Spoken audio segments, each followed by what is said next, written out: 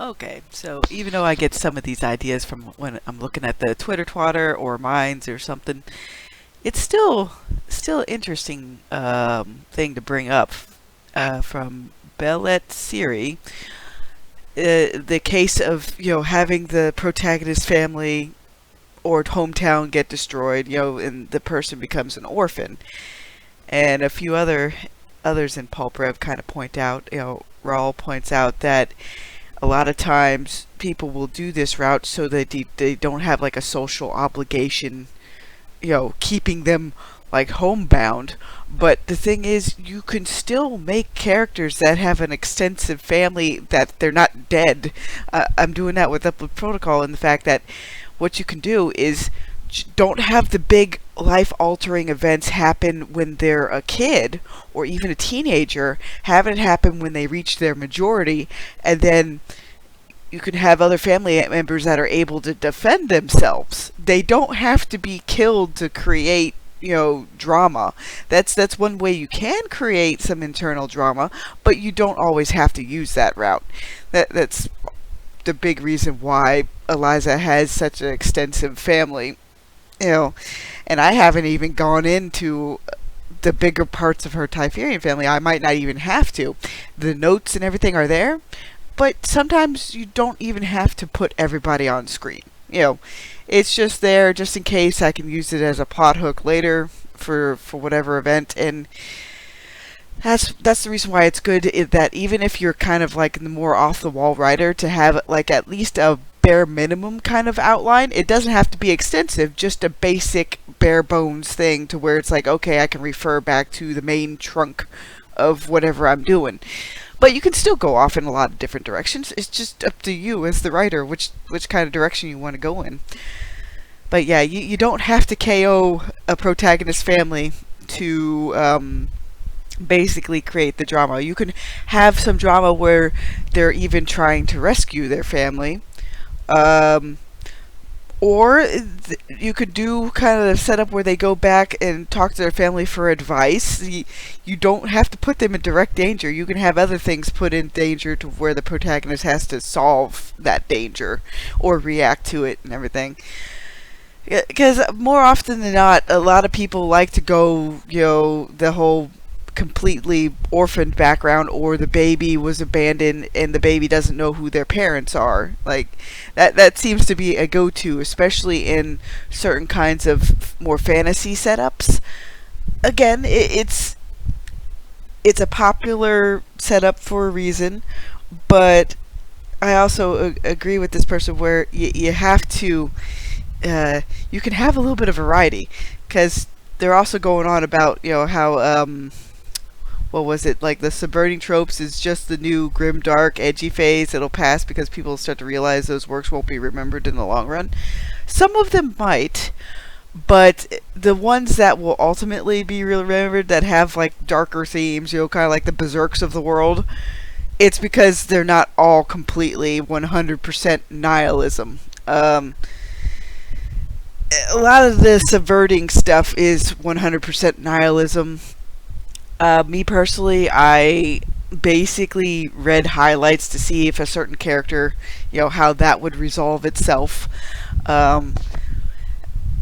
Ultimately, I've read up only to like the 18th volume, but I've looked at notes, for how stuff keeps going along. Because again, there's like only so much I can consume of that kind of setup, because right now I'm looking for much more uplifting things. It's like I'm hoping that Galaxy's Edge will have some more uplifting stuff happen to it later, because it is getting a bit like oof in terms of overall themes. And I get it, some people just really enjoy that. Me, I'm taking a break. I'm personally taking a break, but you guys, you can essentially read what you want. I'm just here to provide fun writing context for my own stuff and what I ultimately want to see out of entertainment. Again, it's kind of like that setup where I think there's like a gif where the one guy's eating all the food and they put like JRPG on him, and the similar thing is happening with books where postmodernistic Drek is getting the lion's share while everything else is practically starving. Because everybody wants to be the great next whatever hit, like Watchmen. And honestly, I wish I could go back in time and convince Alan Moore to never make it. Really, yeah, I've gotten to that point. It's like, please, Mr. Moore, don't make any more shit like that. Please. Oh, and she does bring up another good one. Okay. Here we go. Or if it, again, if she is a lady, like I'm not sure yet. I only just started following today. But making religion evil in fiction isn't sticking it to anyone. It's such an overdone trope that it would be more surprising that the priest isn't a villain. Well, I'm gonna use Uplift Protocol in this case. Like even in Michael Brooks's section way back in book 0. I have a priest character that, again, he's just there for a little bit, like as a kind of like an offset to point the one of the heroes in the direction of something creepy happening. And most priests in my setting, they're pretty much, even if all of them don't have light shaman capabilities, a majority of them do. Like they're endowed with the weave's kind of aspect and powers, and some are stronger than others, but they all have holy artifacts and relics and crosses that can basically KO evil. I honestly, Uplift Protocol isn't about subverting much of anything. The only thing I really do with it is, like, in each issue, I have questions and answers. I'll answer some things, I'll bring up other questions, and then answer other things, and then, keep going back and forth like a seesaw. Because that's personally what I like in books. Like each chapter will answer something, and the next chapter will bring something else up. That's essentially it for me. I for the most part, I think I'm fairly easy to entertain in terms of certain kinds of themes, or even a little bit of mysteries. I think that's what I ultimately liked with certain tabletop campaigns and everything else. Is I liked looking at the mysteries and getting answers to those mysteries. One of my favorite things. But to get back around to the initial comment that started this video, the fetishization of making protagonist orphans is disgusting. Losing your family or being outright abandoned is utterly devastating and has so many impacts that are never touched on in fiction. It makes me sick to see how common it is in fiction. And I totally get that. I'm trying to remember. I think the reason why even Lord of the Rings does stick out to me in the fact that a lot of the hobbits do have extended families, and for the most part, even when the sacking of the Shire happened, they didn't lose everybody. And that's the reason why Sam got those special seeds, so he could help heal the land after the event happened. So you don't always have to be like, oh, let's KO the family. That's just a springboard, honestly, to where it makes certain things easier.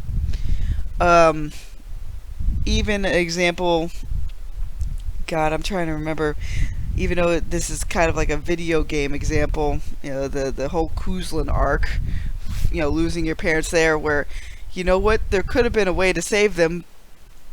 It's like if the warden got out there with Duncan, it's like, why not bring the parents along? The building and stuff can be replaced. People can't, So honestly, it's refreshing when I do find stuff where the family isn't dead. Like the comic book series Love and Capes. That's all about a superhero starting a family.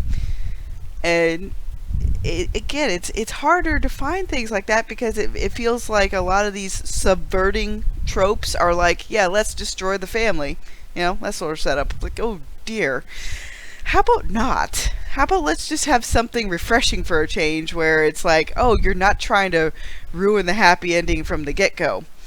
I get that some people probably get a cathartic release from seeing, like, oh, kind of like the orphan overcoming everything and then gaining a family. Even like kind of like the Orphan Annie setup. to use a movie example. But honestly, some of those things will be remembered because they have such an uplifting ending at the end. Annie was able to find a new family, but for people that just wanted a stable family life in the beginning, they're probably looking for fiction that can show them what that might have been like. So hopefully I'm getting some of that across with Uplift Protocol. You can have your family defend itself. The reason why Jacob and Samantha are where they're at is because they don't have a lot of demi capabilities. The Jacob he can basically translate some weave script, and he has a kind of affinity for mechanical things, but not like Ned's demi ability to reverse engineer stuff.